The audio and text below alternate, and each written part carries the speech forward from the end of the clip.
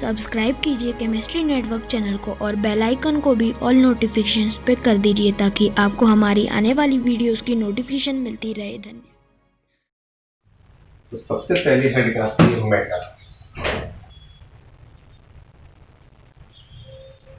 Matter क्या होती है?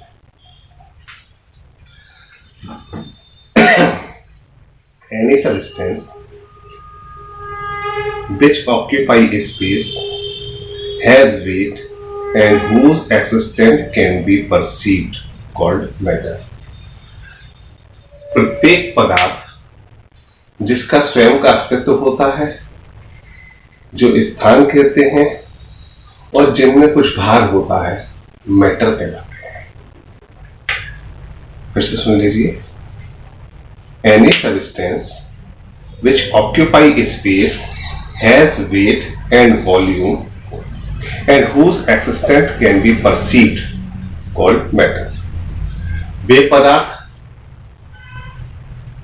जिनका स्वयं का अस्तित्व होता है, भार होता है, आकार होता है, मैटर कहलाते हैं, पदार्थ कहलाते हैं। मैटर तीन तरीके के होते हैं। There are 3 types of matter.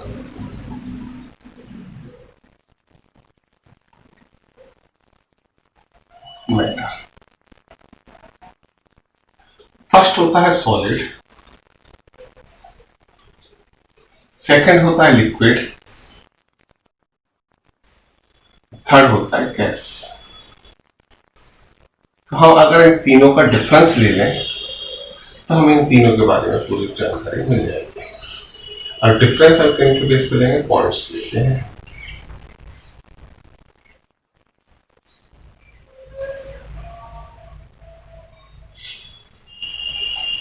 सबसे पहला पॉइंट हम जो लेंगे इसके अंदर शेप। पहला पॉइंट क्या होगा? शेप, आकार। सॉलिड का एक निश्चित आकार होता है,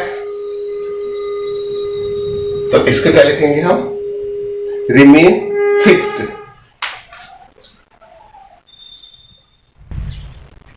रिमेन फिक्स्ड। लिक्विड की क्या जानते हैं? बहता रहता है तो उसका फेस फिक्स तो होता नहीं है, ठीक है, तो उसे हम क्या कहेंगे? Remain indefinite.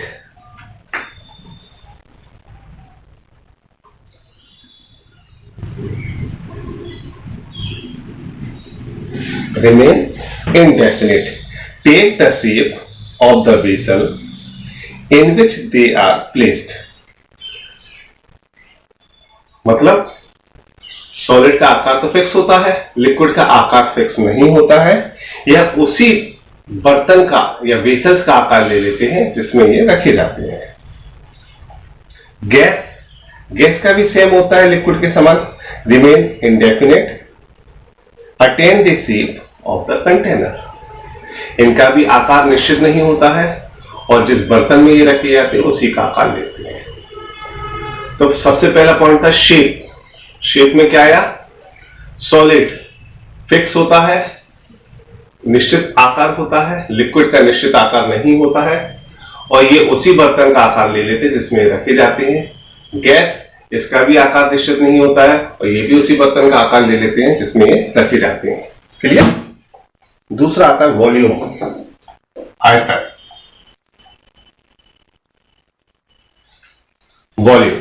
वॉल्यूम क्या होता है? Remain definite. सॉलिड का क्या होता है? Remain definite. इसका फिक्स वॉल्यूम रहता है। Remain definite. क्लियर? उसका भी क्या होगा? लिक्विड का भी आयतन तो निश्चित रहता है क्योंकि जिस बर्तन में रखा गया उसी का रहता है, तो वह भी कैसा रहेगा? Remain definite.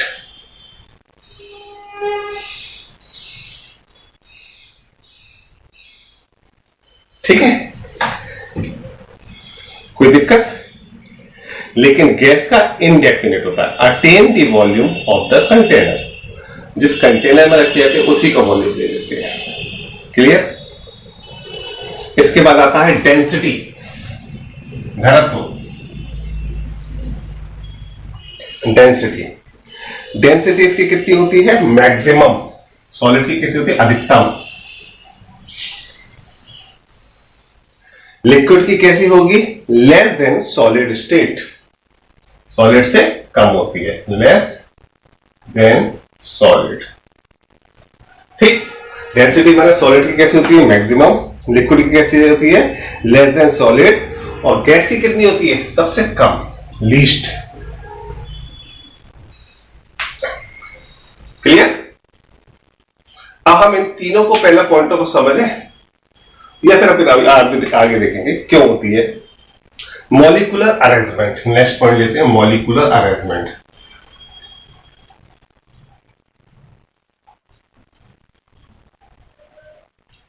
माने अणुओं की व्यवस्था कैसी रहती है। तो मॉलिक्यूलर अरेंजमेंट कैसे होती है?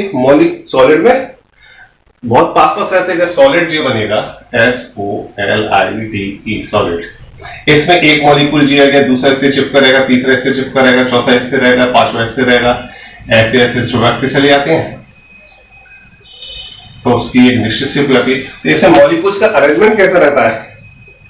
बहुत पास पास। तो molecules are very close to each other, बहुत पास पास व्यवस्थित रहते हैं। तो लिखिए इसमें आप, molecules are very close to each other, they have maximum force of attraction and minimum intermolecular space in the state. Molecules have regular arrangement and definite structure. Clear? Liquid में लिखिए, intermolecular space is more than solid state, while intermolecular force is less than solid state. Molecules are mobile, पे बैठा रहता है। इनमें अणुओं की व्यवस्था निश्चित नहीं होती है, क्योंकि अणुओं के मध्य लगने वाला अंतर आकर्षण बल सॉलिड की तुलना में, ठोस की तुलना में दुर्बल होता है, जिससे अणुओं के मध्य में कुछ खाली स्थान रहते हैं, इसलिए इन्हें गति करने के लिए पर्याप्त स्थान मिलता है और ये मूवेबल होते हैं। गैस में molecules have minimum intermolecular attraction and maximum intermolecular space. No regular arrangement of molecule is found and they move randomly. Clear? Example, solid का बताइए, आयरन और डायमंड, और उसका बताइए लिक्विड का सबसे अच्छा जानते हैं वाटर, और कोई है मरकरी। गैस का बताइए, कोई भी बता दो गैस। एयर में गैस होते हैं, ऑक्सीजन, नाइट्रोजन, एक्सेट्रा। तो जो डिफरेंस आता है हम डिफरेंस ले सकते हैं। अब डिफरेंस के पॉइंट हम कैसे बनाए, जी और सी के। देखिए सॉलिड के अंदर स्ट्रक्चर ऐसा होता है, फिक्स होते हैं। सॉलिड के अंदर जो मॉलिक्यूल्स होते हैं बहुत पास पास रहते हैं, उनके अणुओं के मध्य में अट्रैक्शन फोर्स ज्यादा लगा रहता है। जिससे अट्रैक्शन फोर्स ज्यादा लगता है, ये पास पास स्थित हो जाते हैं, और पास पास स्थित होने के कारण क्या होता है, इनका एक निश्चित शेप होता है। तो आकार कैसा हो गया इसका? निश्चित आकार होता है। क्लियर? दूसरी बात, अगर हम लिक्विड की बात करें, तो लिक्विड का तो मॉलिक्यूल्स ऐसे बहते रहते हैं, तभी तो होगा, ऐसे बहेंगे। तो इसमें क्या हो गया, एक तो इसका आकार निश्चित नहीं होता, पहली चीज निश्चित नहीं होता। क्यों? क्योंकि इनमें अणुओं के मध्य लगने वाला अंतर आकर्षण बल सॉलिड की तुलना में, ठोस की तुलना में दुर्बल होता है, जिससे अणुओं के मध्य कुछ रिक्त स्थान आ जाते हैं और इन्हें बहने के लिए पर्याप्त स्थान मिल जाता है। क्लियर? तीसरा, गैस में मॉलिक्यूल और दूर दूर होते हैं, तो इसमें क्या होता है, इनका आकार निश्चित नहीं होता गैस का भी। ये दोनों उसी बर्तन का आकार ले लेते हैं जिसमें रखा जाता है, और इसमें अणुओं के मध्य लगने वाला अंतर आकर्षण बल सबसे दुर्बल होता है। अंतर आकर्षण बल कैसा होगा? सबसे दुर्बल। जब अंतर आकर्षण बल सबसे दुर्बल होता है तो अणु पास पास नहीं आते, एक दूसरे की खींचते नहीं, तो दूर दूर रहते, इसलिए इनके मध्य में रिक्त स्थान भी बहुत अधिक होता है। क्लियर?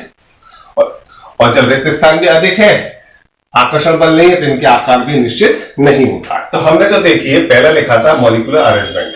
मॉलिक्यूलर अरेंजमेंट इसमें फिक्स होता है, इसमें फिक्स नहीं होता, इसमें फिक्स नहीं होता। क्यों? क्योंकि इनमें अंतर आकर्षण बल अधिक होता है, इसमें अंतर आकर्षण बल कम होता है, इसमें अंतर आकर्षण बल सबसे कम होता है। इनमें अणुओं के मध्य में रिक्त स्थान नाक के बराबर पाए जाते हैं, नहीं होते हैं। इनमें रिक्त स्थान ठोस की तुलना में बड़े होते हैं और इनमें सबसे ज्यादा बड़े होते हैं, इसीलिए इसे मूवमेंट करते हैं। शेप की बात करें तो चूंकि इसमें अणु पास पास स्थित रहते हैं तो एक निश्चित शेप होता है। इसमें अणु पास पास नहीं रहते, दूर दूर रहते हैं, इसका निश्चित शेप नहीं रहता, लेकिन ये उसी बर्तन का आकार ले लेते हैं जिसमें ये रखे जाते हैं। और गैस में तो और दूर होते हैं, तो ये भी वेसल्स भी आकार लेते हैं।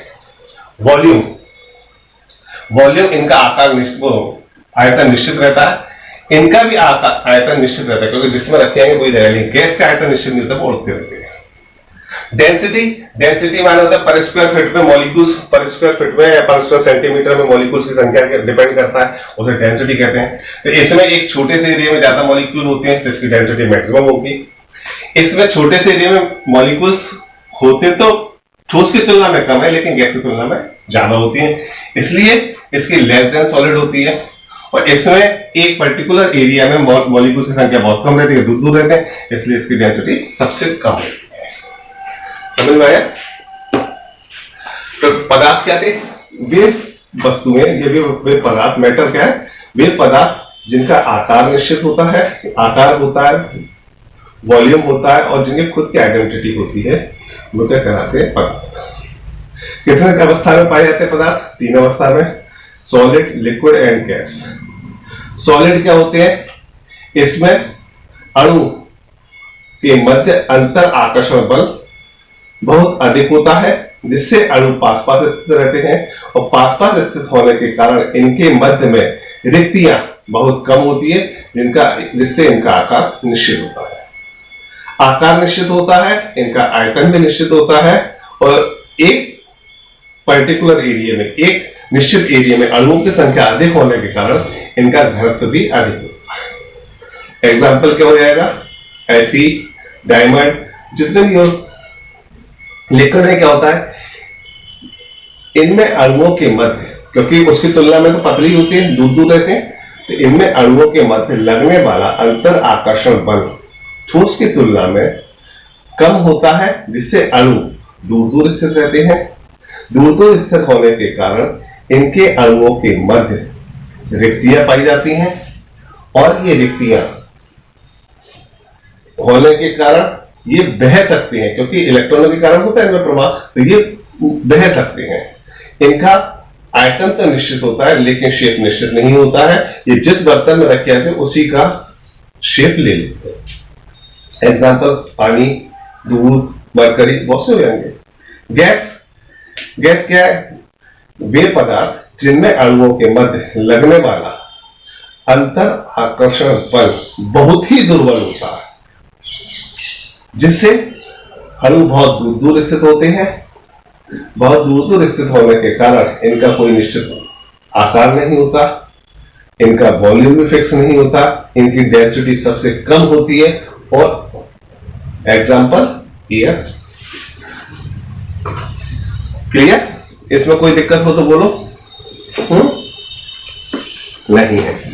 अब हमें कुछ पॉइंट्स देखने हैं छोटे छोटे, जो कि आगे अपने काम आएंगे और पूछे जाते हैं।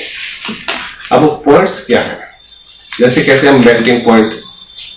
मेल्टिंग पॉइंट क्या होता है, बता सकते हो?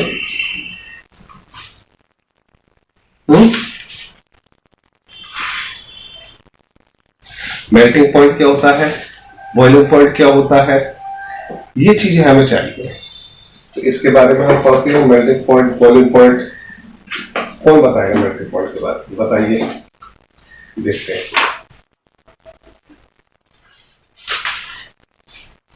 नहीं पता, चलो मैं बताता हूं। नेक्स्ट हेडर डालिए मेल्टिंग पॉइंट। जिसे कहते हैं गलनांक, इसे रफ कर दें।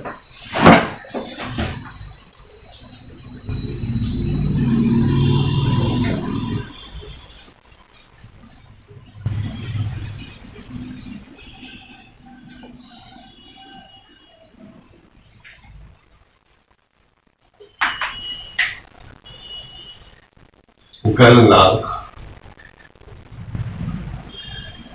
मेल्टिंग पॉइंट, ऐसी हैगा क्वथनांक, उसे कहते हैं बॉइलिंग पॉइंट। वैसे इसके नाम से ही क्लियर होता है। गलनांक क्या होता है? जिस पर कोई चीज गल जाए। गल जाए मतलब क्या होता है? सॉलिड स्टेट से किस में कन्वर्ट हो जाता है? लिक्विड स्टेट में। ठीक है। और क्वथनांक में क्या होता है? लिक्विड से किसमें कन्वर्ट होता है? वेपर में। ठीक। तो नॉर्मल अगर भाषा में हम बात करेंगे तो गलनांक क्या होता है? वह ताप जिस पर कोई पदार्थ अपनी ठोस अवस्था से द्रव अवस्था में परिवर्तित हो जाता है, गलनांक कहलाता है। ठीक है, कोई दिक्कत?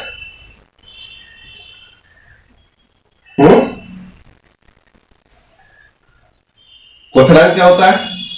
वह ताप जिस पर कोई पदार्थ अपने द्रव अवस्था से बाष्प अवस्था में बदल जाता है, अर्थात उसका बाष्पदाब वायुमंडलीय बाष्प के बराबर हो जाता है। ठीक है, तो लिखिए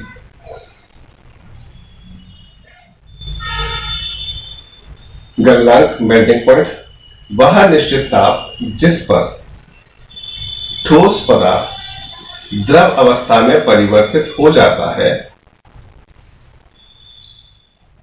वह निश्चित ताप जिस पर ठोस पदार्थ द्रव अवस्था में परिवर्तित हो जाता है, पदार्थ का गलनांक कहलाता है। यह ताप संपूर्ण ठोस पदार्थ के द्रव में परिवर्तित होने तक निश्चित रहता है और इस समय ठोस पदार्थ को दी गई ऊष्मा गलन की गुप्त ऊष्मा कहलाती है। क्लियर? आप लिखिए इसमें इंग्लिश।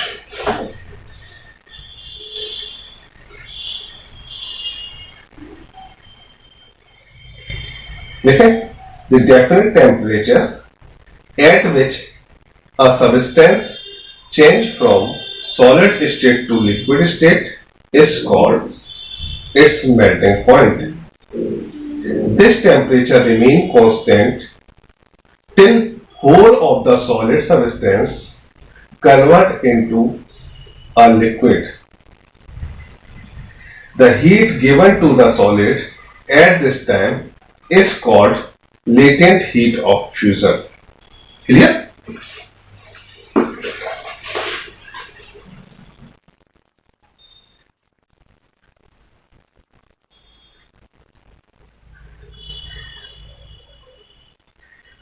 नेक्स्ट लिखिए क्वथनांक।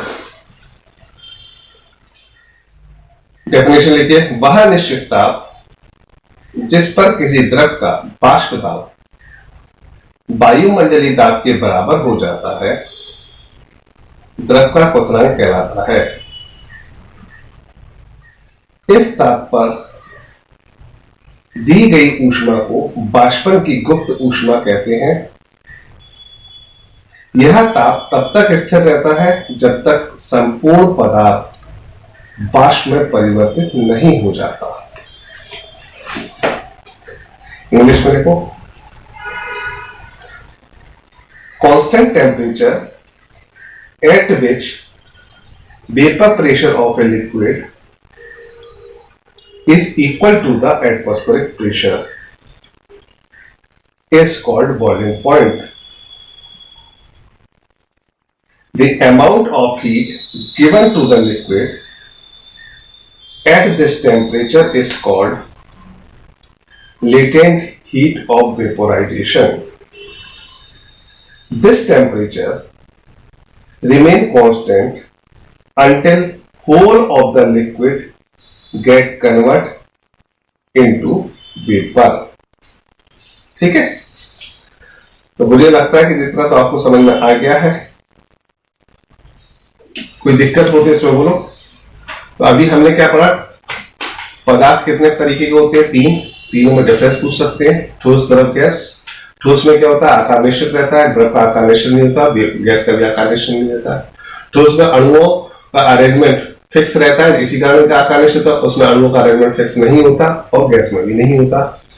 अणुओं के मध्य लगने वाला अंतर आकर्षण बल ठोस में ज्यादा होता है, इसलिए इसकी आकृति निश्चित होती है। द्रव में अणु थोड़े से पास पास रहते हैं, गैस की तुलना में तो पास रहते हैं, लेकिन ठोस की तुलना में दूर रहते हैं, इसलिए इनमें अंतर आकर्षण बल ठोस की तुलना में दुर्बल होता है, और गैस में बहुत ही दुर्बल होता है। अंतर आकार के पास पास अणु के कारण स्पेस की बात करें तो अणुओं के मध्य में स्पेस ना के बराबर होता है, नहीं होता है, ठोस में कह सकते हैं। लिक्विड में स्पेस ठोस की तुलना में अधिक होता है और गैस में बहुत अधिक होता है।